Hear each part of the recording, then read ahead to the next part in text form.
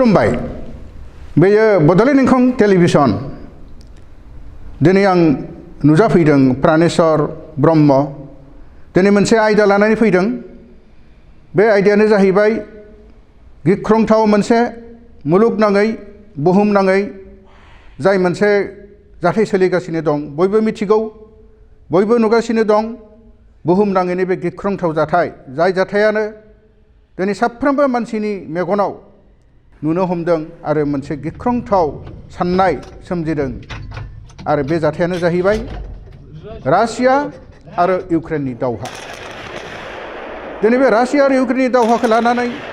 मानसिफोरा सुबुंफोरा बुहुमनि हादोरफोरा बयबो साननो हमदों बे थासारियानो बे दावहायानो थामथि मुलुग दावहानि थासारि एबा मुलुग दावहानि बे जागायनाय लाबोगोन नामा दा दिनै बे आयदायाव बेखौनो सावरायनो लानाय जादों बे रुस आरो इउक्रेननि दावहाया मानो जाखो माबादि जागासिनो दं बबे लामाजों थांगासिनो दं आरो बिनि जाहोनाव मा जानो हमदों बेसेबां मुलाम्फा जानो हमदों बेसेबां खहा जानो हमदों बबे हादोरफोरा आरो बेनि इयुना मा जानो हागौ बेफोर गासैखौबो दिनै सावरायनो थाखाय आं फैनाय जादों दा बेनि सिगाङावनो जों मिथिनांगोन दिनै इउक्रेन आरो रासियानि गेजेराव मा जानो हमदों रासिया आरो इउक्रेननि गेजेराव गिलु बालु दावहा जादों बे दावहाया जादों थांनाय फेब्रुवारि दाननि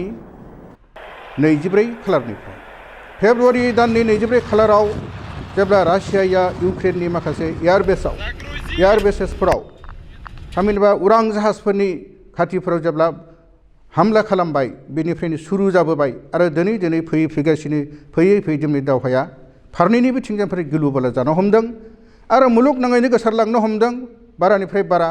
आरो थासारिया गाज्रि जालांनो हमदों जोंनाव मोनसे साननाय फैदों बे थामथि मुलुग दावहानि जागायनाय लाबोगोन नामा दा जोङो नायनि बे इउक्रेन आरो रासिया हादोरा बबेयाव दं आरो बबे थासारियाव दं बबे जायगायाव दं जों बेखौ एसे मिथिनो लाग्रोनोसै बेनि सिगाङावनो आं फैबाय दान्दिसे ब्रेक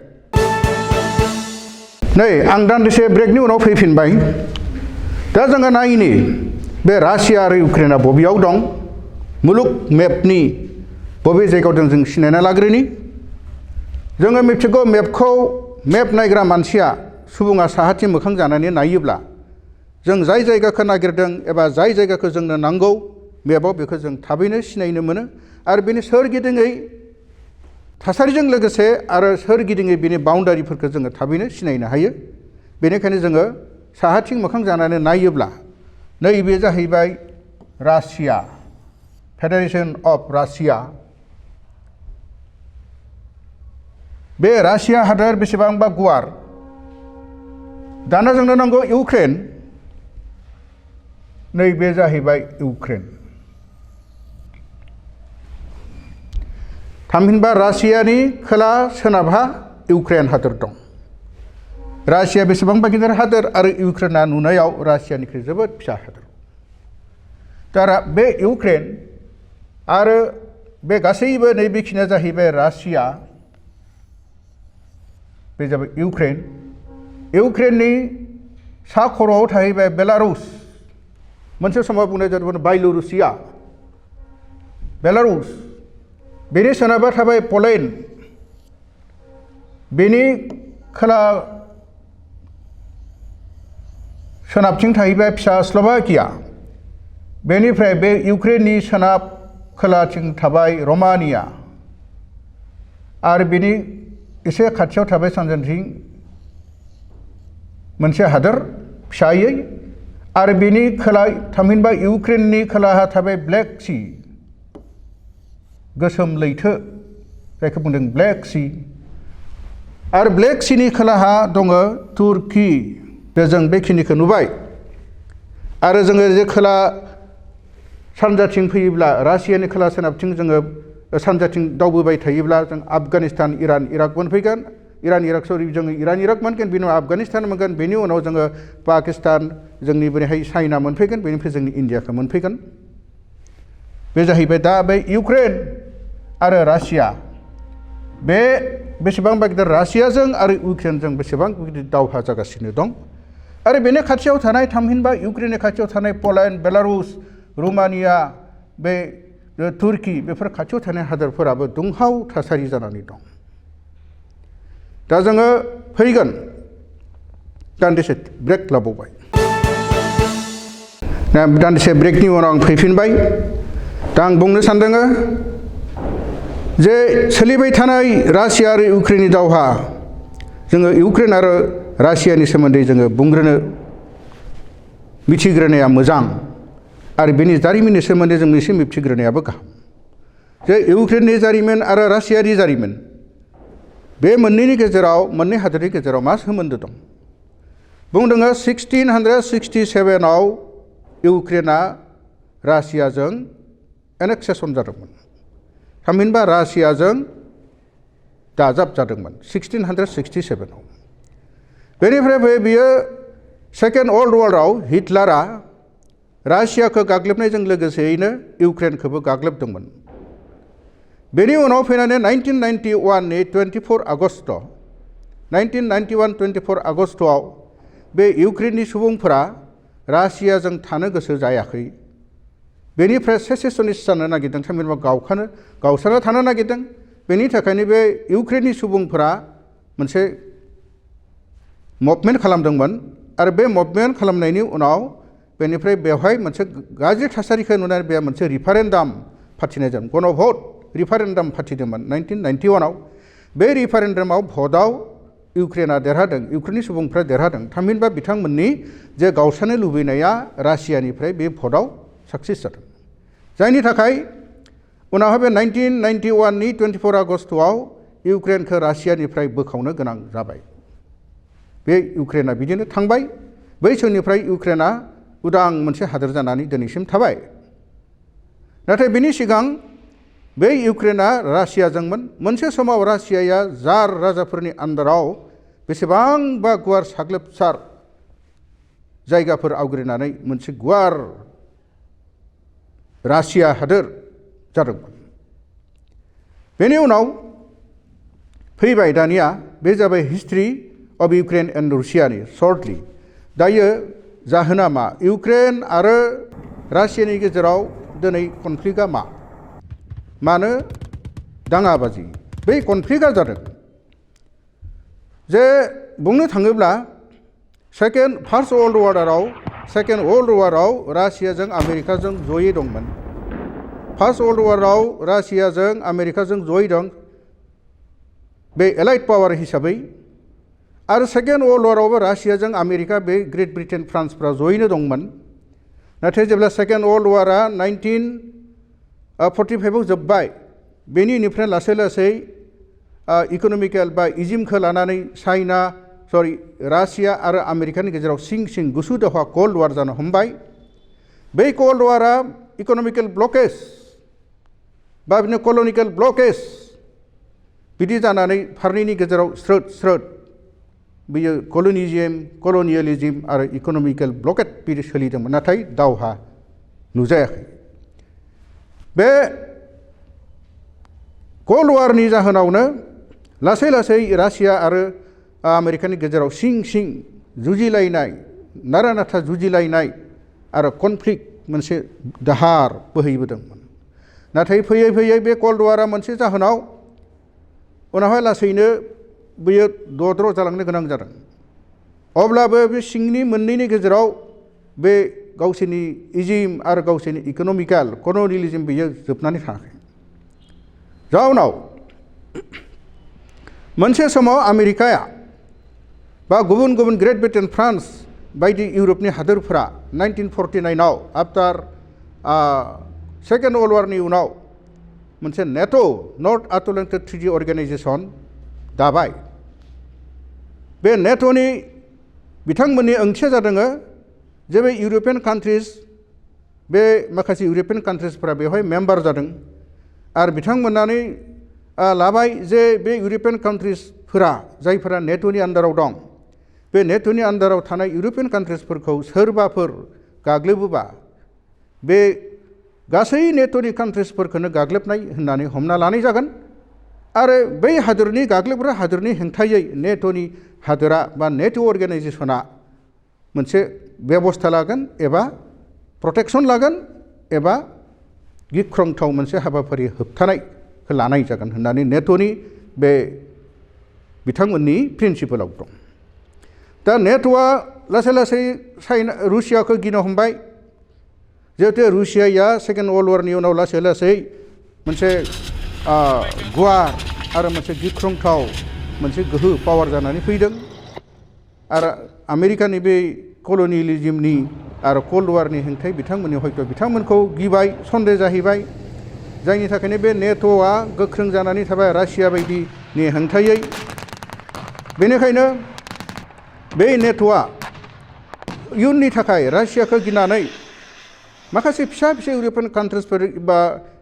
रासियानि खाथियाव थानाय हादोरफोरखौ नेट'आव सोनो इनक्लुड खालामनो थाखाय बिथांमोना स्रोद स्रोद नाजाबाय थादों। बे सान्सावनो बे इउक्रेना जिहेतु बिथांमोना रासियानिफ्राय गावस्रानानै फैबाय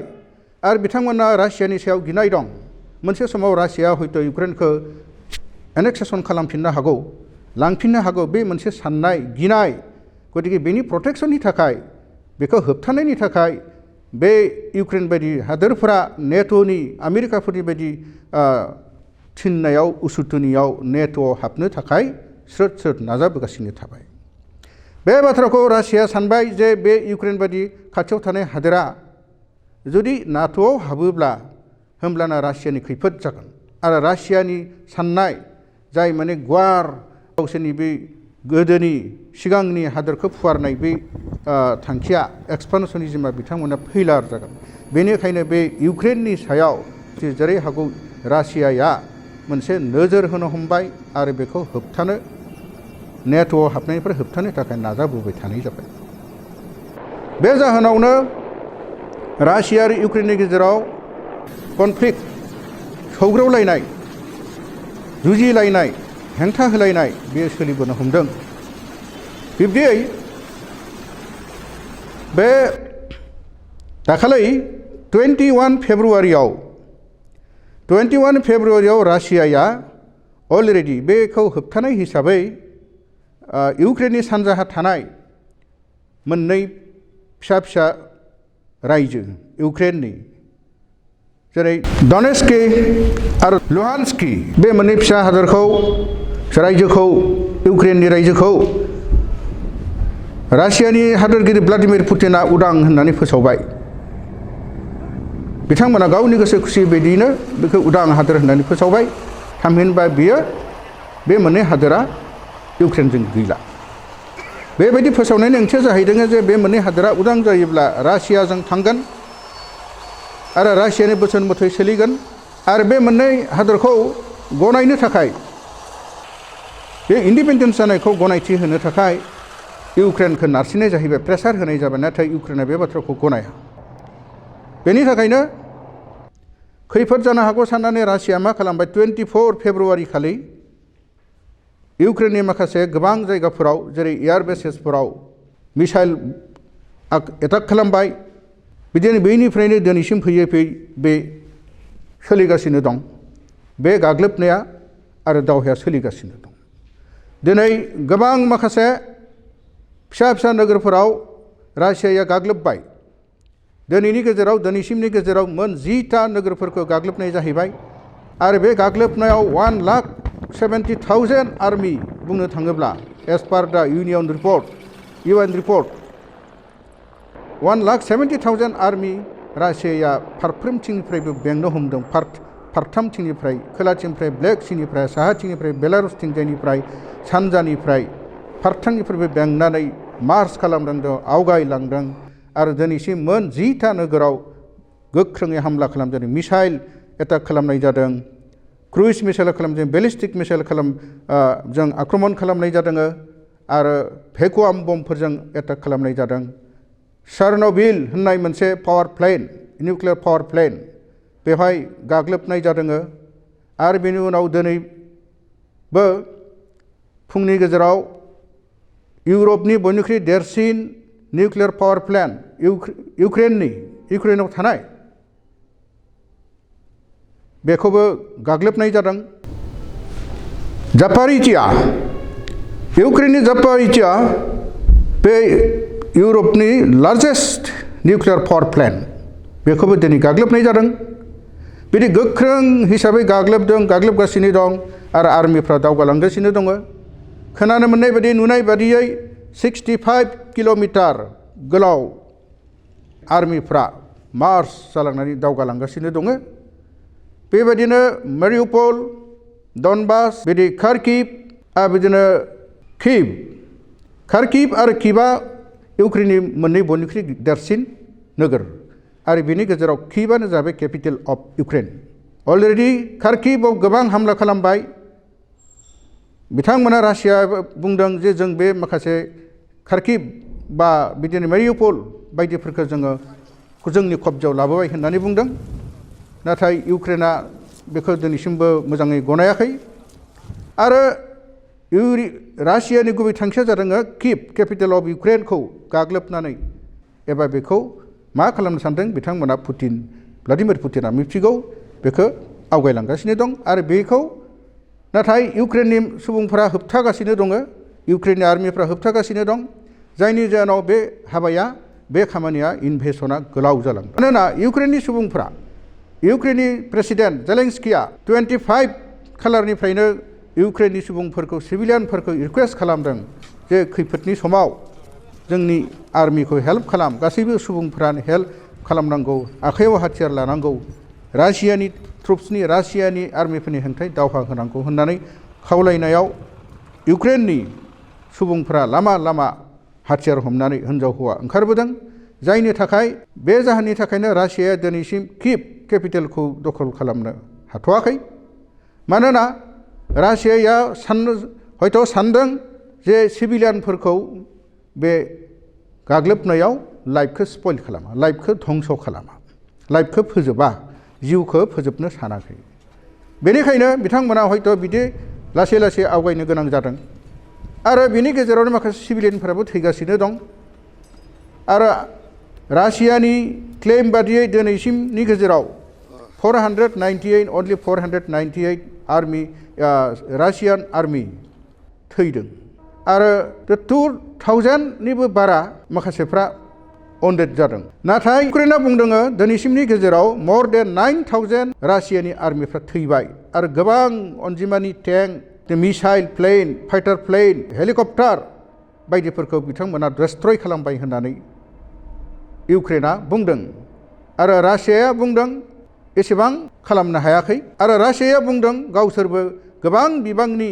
इउक्रेननि बे आर्मिफोरखौ टेंकफोरखौ डिस्ट्रय खालामदों। दा बिदिनो सोलिगासिनो दं दावहाया। बेयो गोलाव जालांनो हमदों आरो फारसेथिं हाथियार बायदिसिनाफोरा नेट'नि सापर्टार कान्ट्रिसफोरनिफ्राय हेल्प फैगासिनो माखासे हादोरफोरा हेल्प हरगासिनो दं। बेनि थाखायनो बेयो गोलाव जादों आरो दावहाया दा बबे लामाजों थांगोन मिथिनानै मोना। बेनि गेजेरावनो इन्डियानि माखासे स्टुडेन्ट, MBBS स्टुडेन्ट आरो इन्डियान माखासे सिभिलियानफोर बै इउक्रेनाव थाहैनाय गोबां जाहोननि थाखाय खामानिनि थाखाय बे more than 20,000 टोटेल इन्डियान सिभिलियान्सफ्रा इनक्लुडिं इन्डियान स्टुडेन्टस बेयो इउक्रेनाव दङ, आलाय सिलाय जानानै दं। दा बेफोरखौ लाबोनोबो इन्डियान गभर्नमेन्टआ नाजादों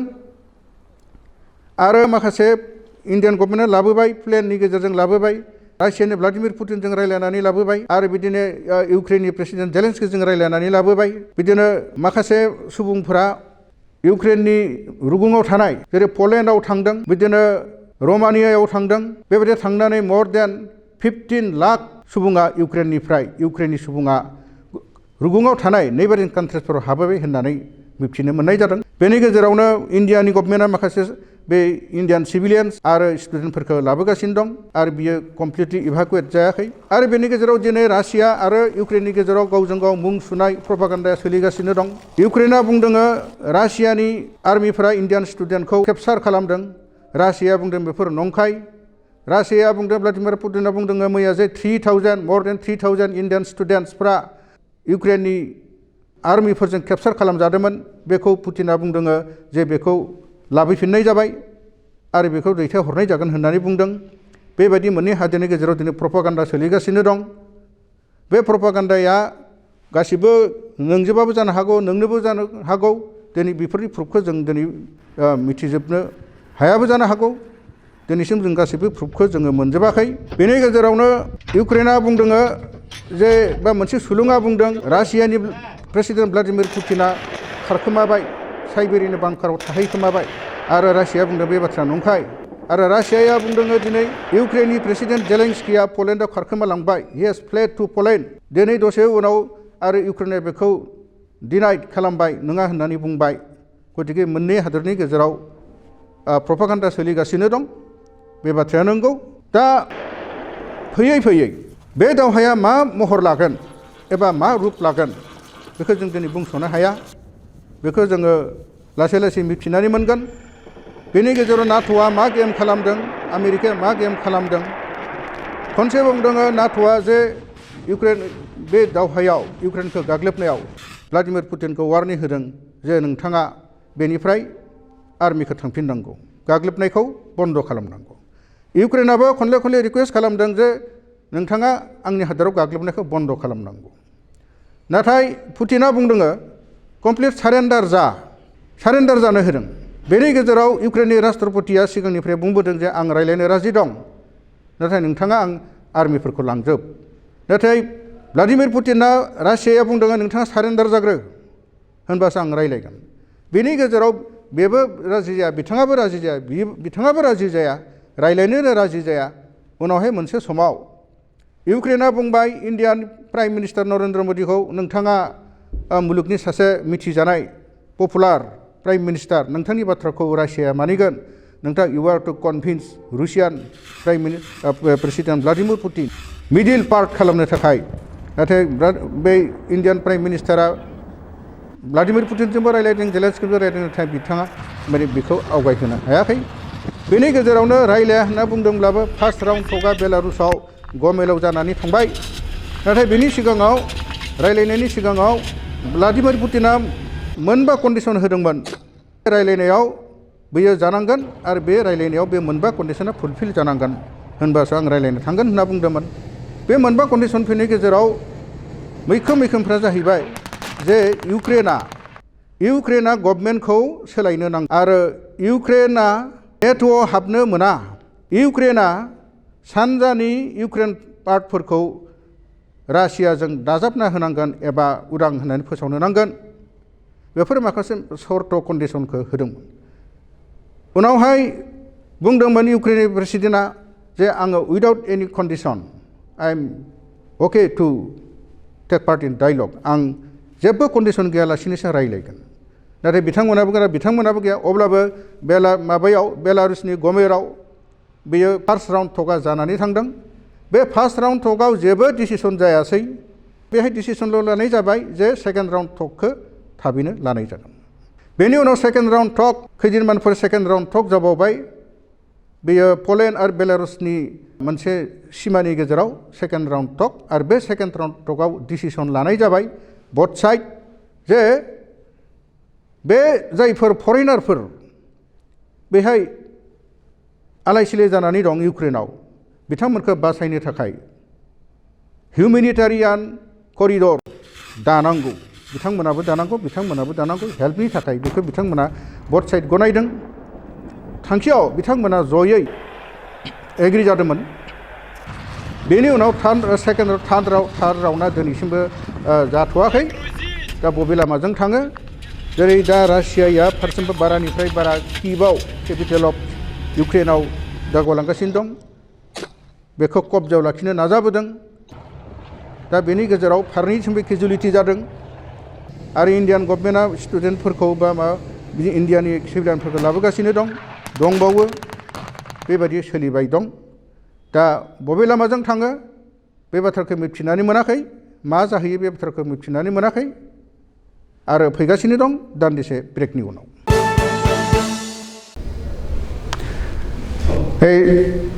दान्दिसे ब्रेकनि उनाव आं फैफिनबाय नोंथांमोना नुगासिनो दं स्क्रिनाव बे दावहा सोलिगासिनो दङ बे दावहाखौ नोंथांमोना नुगासिनो दङ बबे लामाजों थांगोन जों मिथिस'नानै मोना बे गिख्रंथाव दावहा दिनै बे दावहायाव गेम गेलेनाय बायदि जों साननो हागौ नाट' USA ग्रेट ब्रिटेन फ्रान्स बायदि हादोरफोरा बिथांमोना प्रेसार होबाय दं रासियाखौ जे बे दावहाखौ फोजोबनांगौ आरो बेखौ दोनथ'नांगौ। नाथाय भ्लादिमिर पुतिना बुंदों जेब्लासिम आंनि थांखिया जोबा, जेब्लासिम आंनि थांखिया जोबहैया अब्लासिम दावहाया सोलिबाय थागोन। नाथाय बेनि गेजेरावनो राउन्ड टकआबो गेजेर गेजेर सोलिगासिनो दं, नाथाय बे साक्सेसफुल जायाखै। दा बेखायनो जों मा आसा खालामनो हायो जों दिनैसिम रावबो बुंथ'नो हाया। बेनि गेजेराव आमेरिकाया बुंदों बा नेट'आ बुंदों जों हागौमानि हाथियारखौ जों इउक्रेननो हरगासिनो दं, हरगोन, नोंथाङा गिनो नाङा, जों दं। ग्रेट ब्रिटेनाबो बुंदों, गुबुन जार्मानफोराबो बुंदों जों हाथियार हरगोन आरो जों जानाय लोंनाय आर्मि बायदिसिना जों हेल्प खालामगोन होननानै बुंगासिनो दं। आरो हयथ' हरदोंबो, नाथाय खनसेबा बुंदों जोङो फिजिकेलि जों हेल्प खालामगोन, आर्मि होनानै आवगायलांगोन। नाथायबा खनसेबा बुंदों, आमेरिकायानो बुंदों बा नाट'आनो बुंदों जे जोङो बे दावहायाव डाइरेक्टलि जोङो इउक्रेनाव थांनानै इउक्रेनखौ जों सापर्ट जोङो हेल्प खालामनो हाया। बेखौ पलेन्डआबो बुंदोंमोन, उनाव पलेन्डआबो उनाव बुंफिनबाय जों बिदि फिजिकेलि हेल्प खालामनो हाया। नाट'आबो बुंबाय आरो आमेरिकायाबो बुंफिनबाय। दिनै हाहाकार, इउक्रेननि राष्ट्रपतिया हाहाकार जादों। मोनसे समाव गेजेराव गाबखु खुगु हाहाकार जादोंमोन। बिथाङा गाबै गाबै हेल्प बिदोंमोन। खनसेबा बुंदोंमोन जे नोंथांमोनानो आंखौ उसुथुनि होनानै दिनै नोंथांमोना आंजों रावबो हेल्प खालामनो फैला होननानै गाबगु खुगु जानानै बिथाङा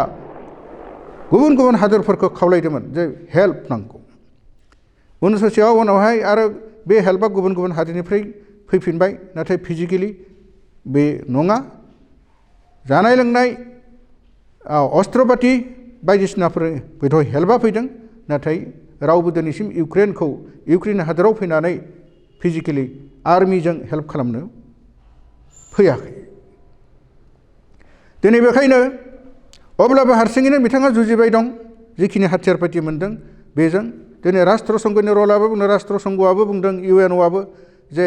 बे दावहाया जोबनांगौ, रायलायनायनि गेजेराव दावहाखौ फोजोबनांगौ। रासियानि राष्ट्रपतिखौ बुंनाय जादों नोंथाङा दावहाखौ दोनदो, फोजोबदो, रायलायनायनि गेजेरजों फोजोबदो। नाथाय बियो दिनैसिम मोगथाङाव फैयाखै, जोबनाय मोगथाङाव फैयाखै आरो बारानिफ्राय बारासिम गोख्रोंथावसो जानो हमदों। दा बेनि गेजेरावनो इन्डियानि रला माबादि जादों जों जुदि एनालाइज खालामनो थाङोब्ला, जे बेबायदि खैफोदनि समाव इन्डियानि माखासे more than 20,000 including students, civilians बेयाव जे दङमोन इउक्रेनाव बा खावसे दाबो दङ, बेयाव इन्डियानि रला जिबायदि जानांगौमोन बेबायदि जानांगौआ साक्सेसफुल जादों होननानै बुंजायो। मानोना इउक्रेनाबो लुबैदोंमोन जे गावसोरखौ हेल्प खालामनांगौ इन्डियाया। भ्लादिमिर पुतिनाबो रासियानि आफादगिरियाबो बुंदोंमोन जे इन्डियाया गावसोरजों थानांगौ, हेल्प खालामनांगौ। नाथाय बे समाव जुदि इन्डियाया बबेबा मोनसे हादोरजों थायोमोनब्ला बै इउक्रेनाव थानाय इन्डियान सिभिलियान्स आरो स्टुडेन्टसफोरा मा जागौमोन? बे गाज्रि जागौमोन, गोबां गोमागौमोन। बे समाव रावजोंबो लोब्बा गैया होननानै इन्डियान प्राइम मिनिस्टारा डिक्लेयार होनानै बिथाङा टेकनिकेलि बे डिप्ल'मेटिकेलि बिथाङा रासियाजोंबो आरो इउक्रेनजोंबो लोगो नांनानै रायलायनायनि गेजेरजों बे इन्डियानि सिभिलियान्स आरो स्टुडेन्टसफोरखौ लाबोनायनि बेबस्थाखौ खालामगासिनो दं। बेयो मोजां मोनसे साक्सेसफुल खामानि जादों होननानै बुंजायो। बेनि उनाव बे गासैबो स्टुडेन्टस आरो सिभिलियानफोरखौ इभाकुवेट खालामनायनि उनाव लाबोजोबनायनि उनाव इन्डियानि रला माबादि जागोन बेखौ जों बुंनो हाया। आरो जुदि दावहाया सोलिबाय थायोब्ला between the two कान्ट्रिज Russia and इउक्रेननि गेजेराव दावहाया सोलिबाय थायो, इफ इट कन्टिनिउस देन व्हाट शुड बि द रल अफ इन्डिया? इट इज द मेटार अफ लेटार, बे उननि बाथ्रा। नाथाय दायो जिबायदि रल जानांगौ बे रला मोजां जादों होननानै जों बुंजायो। बेवहाय जुदि दावहाया मोननै हादोरनि गेजेराव सोलिबाय थायोब्ला जोंनि हादोरनि स्टुडेन्टस आरो सिभिलियानफोरखौ लाबोजोबखांनायनि उनाव इन्डियानि रला माबादि जानांगौ बा जों माबादिखौ हास्थायो? जोङो बुंजायो बेबायदि ओरैबायदि जानाया मोजां। माबायदि जानाया मोजाङा? जे इन्डिया रावजोंबो थांनो नाङा। India should maintains neutrality. मानो निउट्रेलिटि? जुदि रुसियाजों थाङोब्ला रुसियाजों अलरेडि चाइनाया दङ रुसियाजों अलरेडि पाकिस्ताना दं बादियानो फार्स्ट जेब्लानिफ्राय गाग्लोबनानै सानसे गाग्लोबनायनि वार्निंखौ होखाबाय रुसिया बै सानखालि पाकिस्ताननि प्राइम मिनिस्टार इमरान खाना बेवहाय थांदों रासियायाव मानो थांदों मोनसे सन्देहजोक्त गतिके इन्डियाया बेवहाय माबायदि रल खालामनांगोन अलरेडि चाइनाया जोंनि लादाख आरो अरुणाचलखौ लांनो नाजागासिनो दं 1963निफ्राय बेखौ नाजाबोगासिनो दं पाकिस्ताना अलरेडि काश्मीरखौ इन्डिपेन्डेन्स फोसावनो बा गावसोरजों एनेक्सेसन खालामनो थाखाय नाजागासिनो दं गतिके बेवहाय रासियाजों चाइना आरो पाकिस्ताना लोगो नांनानै बेवहाय जुदि दावहाया थार्ड वार जुदि जामारोब्ला होमब्ला इन्डियाया मा हाहाकार जागोन जुदि इन्डियाया आमेरिकाजों थाङोब्ला होमब्लानो बे चान्सखौ चाइना आरो पाकिस्ताना लानो हागौ आरो जुदि रासियाजों थाङोब्लाबो हयथ' रासियानि बोसोन बादियै चाइनाया एसे दद्रनो हागौ नाथाय हयथ' पाकिस्ताना मोनसे चान्स लानो हागौ गेजेर मुहुर्तआव मोनसे बियो दे मे टार्न देयार साइड्स बिथांमोननि साइडखौ हयथ' स्कप लानानै सोलायनोबो हागौ बेखायनो जोबोद इन्डियानि थाखाय मोनसे अग्नि परिखा गिख्रंथाव बे गिख्रंथाव रला इन्डियाया लानो रोंनांगोन जुदि मोननै हादोरनि गेजेराव जायोब्लाबो आरो माबा मोनसे जाहोनाव इनिभिटेबलि हाथाराब्लाबो थार्ड वर्ल्ड वार जुदि जायोब्ला इन्डियाया सोरजों थानांगोन सोरजों थानाङा बेखौ भाबि सिन्थि मोजाङै थानो रोंनांगोन होमब्लासो जोंनि बे हयथ' जोंनि अरुणाचल बा लादाख बा काश्मीर बायदिया हयथ' बासिनो हागौ जों नायगोन बेयो उननि हाबाफारि बेयो माबायदि जालाङो जों बेखौ दिनै बुंनो हाया बेखौ हयथ' जोंनि इन्डियान काउन्टारपार्टफोरा बा इन्डियान बिथांमोना बेखौ मोनसे मोजां राहा लामागोन जों बेखौ मिजिंथिदों बेनिफ्राय जों बुंगोन जे थार्ड वर्ल्ड वारा जामारगोन नामा दिनै बयबो समखिदों बयबो गिनाय फैदों बुहुमनि बयबो गिनाय फैदों साफ्रोमबो सुबुङानो साननाय फैदों गिनाय फैदों थार्ड वर्ल्ड वार जागोन नामा जुदि जायोब्ला होमब्लाना माबायदि जानो हागौ बिनि फिथाइया माबायदि जानो हागौ दिनै बयबो समखिदों दा बेखौ जानो हागौ नामा जागोनबा मानो जागोन आरो जायोब्ला माबायदि जानो हागौ बेखौ दान्दिसे उनाव सावरायबावगोन दान्दिसे आं ब्रेक लाबावबाय नै आं दान्दिसे ब्रेकनि उनाव फैफिनबाय आं सावरायबाय दङ थार्ड वर्ल्ड वारा जामारगोन नामा is there a possibility of third world war जानो हागौ नामा जानो हागौबा मा ग्राउन्डआव जानो हागौ आरो जायाब्ला मा ग्राउन्डआव जाया जों दिनै बुंनो हाया थार्ड वार जागोन बा जाया बुंनो हाया जों नेनो नांगोन गोबाव सम नेनो नांगोन हरखाबनो मोनसे मुलुग दावहाया जाया सम नांगौ फार्स्ट वर्ल्ड वारा हरखाबैनो जायाखै सेकेन्ड वर्ल्ड वारा हरखाबैनो जायाखै फार्स्ट वर्ल्ड वाराव 28 जुनाव अस्ट्रियानिफ्राय फ्रान्सिस फार्डिनेन्ड बे प्रिन्सेसआ जेब्ला बस्नियानि सेराजोवआव बेरायनो थांदोंमोन अब्ला सार्बियानि सासे दुथां ग्रेभिल प्रिन्सिप बिथाङा खाथिनिफ्राय गावथारदोंमोन बे गावथारनायनि जाहोनावनो बे 28 जुन नाथाय 28 जुननि उनावहाय 23 जुलाइयाव अस्ट्रियाया आल्टिमेटाम बिदोंमोन मा जाहोनाव गावथारनाय जाखो आरो बेखौ 48 आवार्स अनलि टाइम सम बिदोंमोन 48 आवार्स नाथाय 48 आवार्सआव मोनासै जेबो खालामासै नाथाय 28 जुलाइनिफ्राय बे दावहाया जादों बुंनो थाङोब्ला बेनि उनावसो अस्ट्रियाया सार्बियाखौ गाग्लोबदों आरो बेनि उनाव फारि फारि हरखाब सानफ्रामबो नङा थाद' उनावहायसो जार्मानिया अस्ट्रियाजों लोगो बे सेन्ट्रेल पावारनि जार्मानिया रासियाखौ गाग्लोबदों बेनि साननैसो उनाव फ्रान्स आरो 3 आगस्टआव बेलजियामखौ गाग्लोबदों बिनि उनाव काउन्टार फैदों ग्रेट ब्रिटेननिफ्राय बिदि जागायलांदों बे हरखाबै जानाय नङा अबेबा मोनसे हादोराव अबेबा मोनसेखौ गाग्लोबबानो लोगो लोगो जे बबेबा हादोरा काउन्टार होगोन बे नङा लोगो लोगो जे वर्ल्ड वार जागोन बे नङा लासै दिनै रासियाया इउक्रेनखौ गाग्लोबदों होननानै लोगो लोगोनो सोरबा हादोरजों वार डिक्लेयार होगोन बे नङा दिनै जों नुनानै मोनदों बेथ' हयथ' गोबाव जालांनो हागौ जुदि थार्ड वारआ जायोब्लाबो गोलाव जालांनो हागौ थिग बिदिनो सेकेन्ड वर्ल्ड वारावबो अबयस्से हरखाब जादों 1939 नि 1 सेप्तेम्बराव जेब्ला जार्माना पलेन्डखौ गाग्लोबबाय 3 सेप्तेम्बराव फ्रान्स आरो इउकेआ जार्मानिखौ गाग्लोबबाय फार्स्ट वर्ल्ड वारावबो आमेरिकाया प्राय आफ्टार बिगिनिं अफ द first world war 8 months approximately 8 months and 8 days 9 दान आरो 9 साननि उनावसो एलाइड पावारजों जइन जादों आमेरिका दा दिनै आमेरिकाया हयथ' बुंबाय दं जों दं हयथ' बिथांमोना खेला गेलेबाय दं हयथ' बिथांमोना खेला गेले उनावसो नायनानै सुबिदाखौ लानो अबेबा मोनसे बिथांमोना रलखौ लानो हागौ हयथ' बे सिगांनि बायदि बिदि जानो हागौ जायाबो जानो हागौ जों बेखौ दिनै बुंनो हाया जे बे मोनसे जों नेचारखौ नायनो थाङोब्ला बे बाथ्राखौ सानजायो थार्ड वारआ दिनै जागोन नामा जों मोनसे सिन्था खालामदों जानोबो हागौ जेब्ला जागोन जेब्ला सोरबाया अबेबा मोनसे हादरनि सायाव गिख्रंथावै एटम बमखौ होयो अब्लानिया बिथांमोननि एगेन्स्टआवबो सोरबाया एटम बमखौ होगोन अलरेडि द world will divide in 2 parts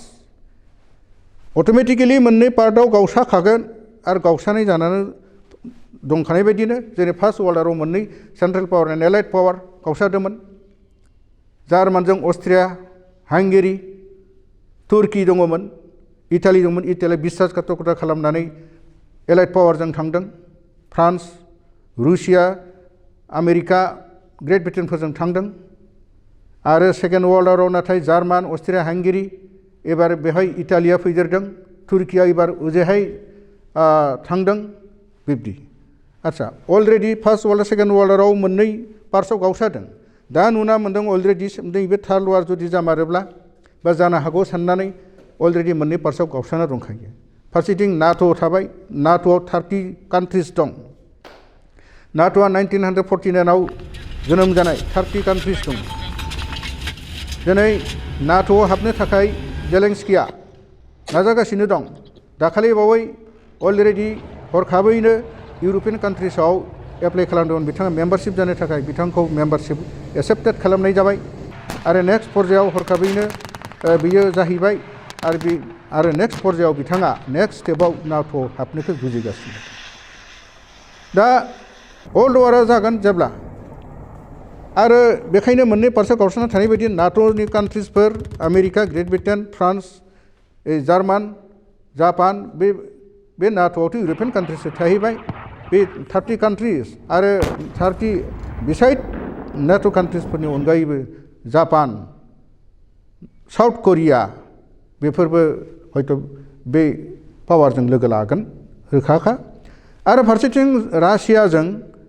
दिनै चाइना थागोन बादिखौ मोनो नर्थ करिया थागोन बादिखौ मोनो मानो होनब्ला नर्थ करियाया आमेरिकानि हेंथा आमेरिकाया नर्थ करियाखौ हेंथा सानो एबा आमेरिकाया नर्थ करियानि सुथुर आमेरिकाया नर्थ करियानि आरो चाइनानि सुथुर जेराव चाइना थागोन बेहाय आमेरिका थानाय नङा जेराव नर्थ करिया थागोन बेहाय आमेरिका थानाय नङा अब्लानिया चाइना बा नर्थ करियाया रासियाजों थागोन बायदिया रोखा गतिके अलरेडि मोननैयाव गावसाखोन बायदिखौ नुखादों बेलारुस दङ बेलारुसआ रुसियाजों दङ बेलारुसनि प्रेसिडेन्ट दावहाखौनो होहां जाबाय दङ रासियानो जानानै खनसेबा दावहा होगोन खनसेबा बुंदों आं दावहायाव थांनो हाया पलेन्ड बुंनाय बादि अब्ला सार्बियायाबो रासियाजों दङ बायदिखौ नुनानै मोनदों बेबायदि मोननैयाव गावसागोन अबेबा मोनसेजों बांसिन थागोन अबेबा मोनसेजों खम थागोन बे जाखागोनखा बेनि गेजेराव दावहाया जायोब्ला बे मोननैयाव गावसागोन लोगो लानो गावबा गाव माने बाध्य जागोन आरो अब्लानिया बियो दावहाया जायोब्ला सोरबाया जेनगोन बादिब्ला जेनथारगोन बादिब्ला आरो सोरबाया सोरखौबा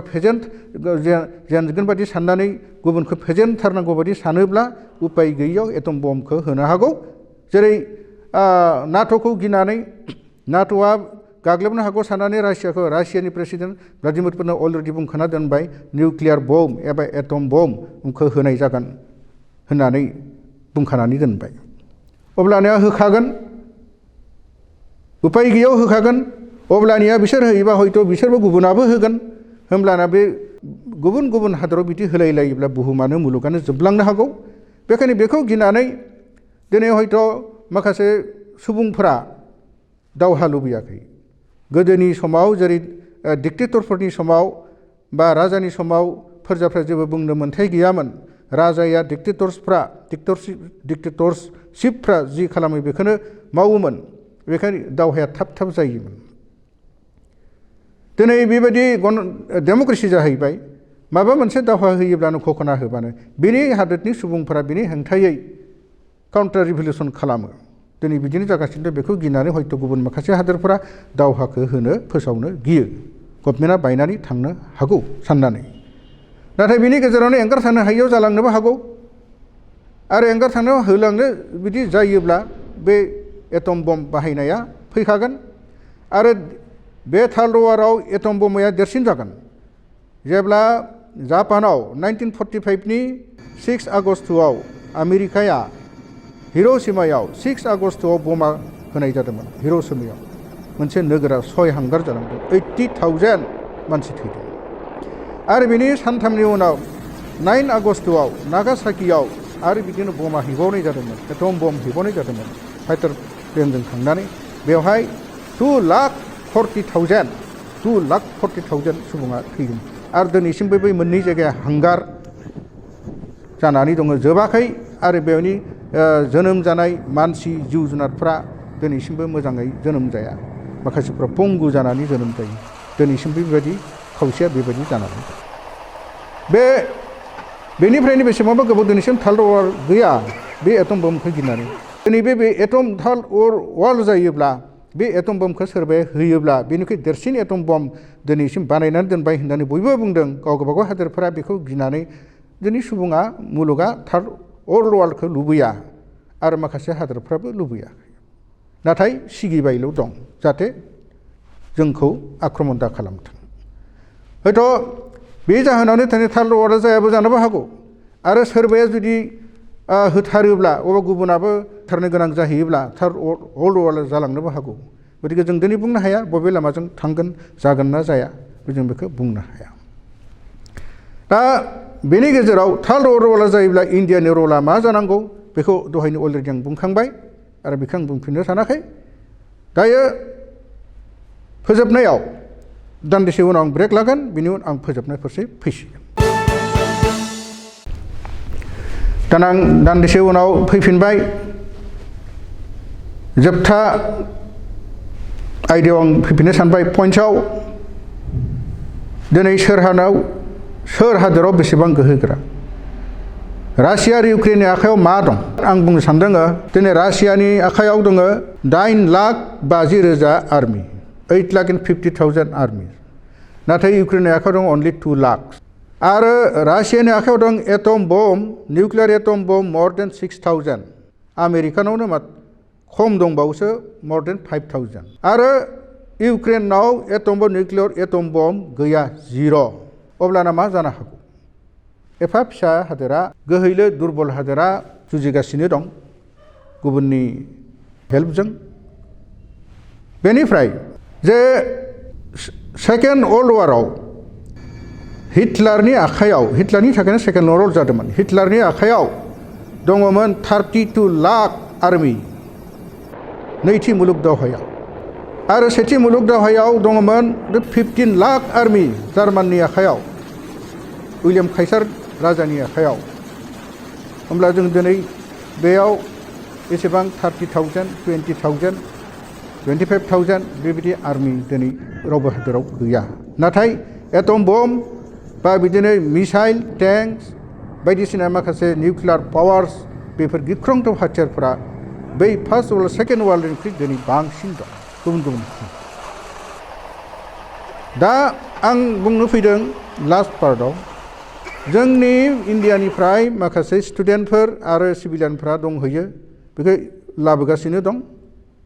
बेनि गेजेराव दुखुनांथाव जोंनि आसामनिफ्रायबो माखासे इन्डियान आसामनि स्टुडेन्टफ्रा दंहैयो बेनि गेजेराव दुखुनांथाव जोंनि साथाम खोनानो मोन्दों बर'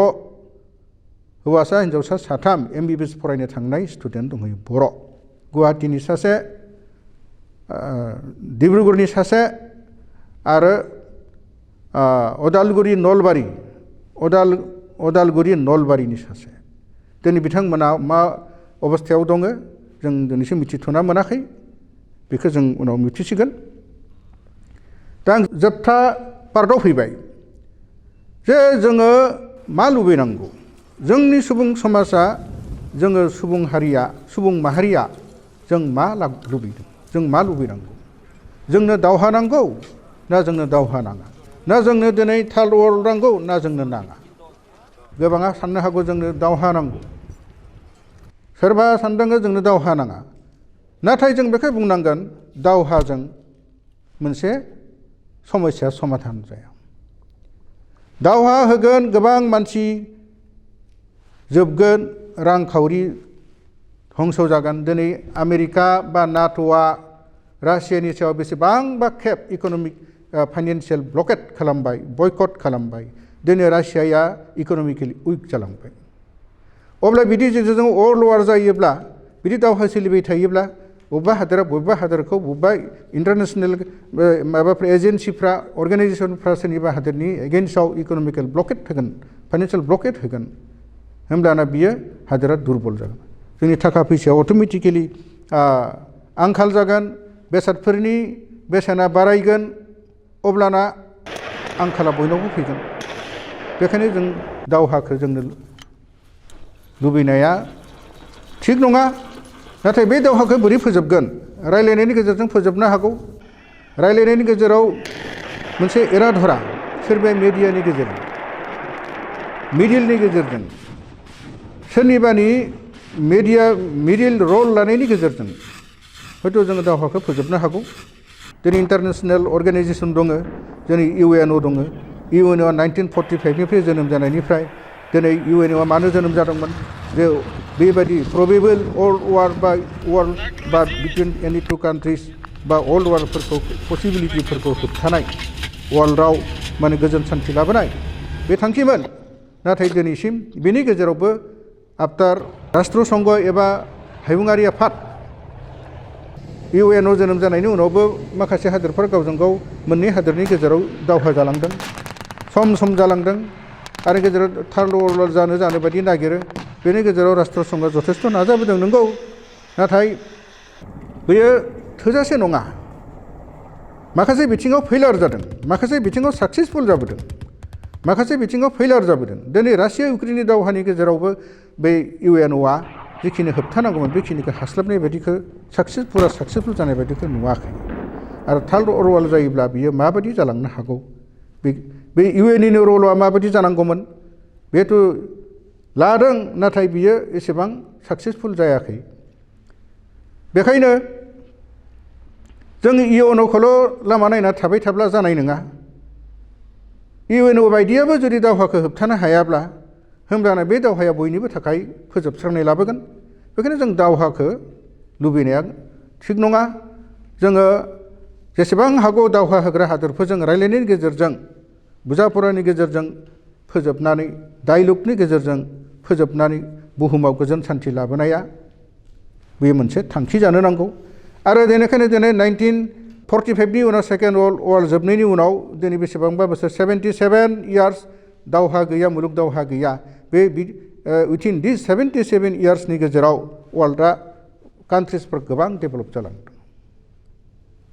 आरो बेनि गेजेराव जुदि दावहा जाबाय थायोब्ला बे डेभेलपमेन्टआ जानाय नङा बयनावबो हेम्पार गोलैगोन बे गिख्रंथाव जालांगोन बेखायनो दावहाखौ जों लुबैनाया थिग नङा जों मिजिंथियो एबा मिजिंथिजादों इउक्रेन आरो रासियानि दावहाया डायलगनि गेजेरजों रायलायनायनि गेजेरजों जोबथों थाबैनो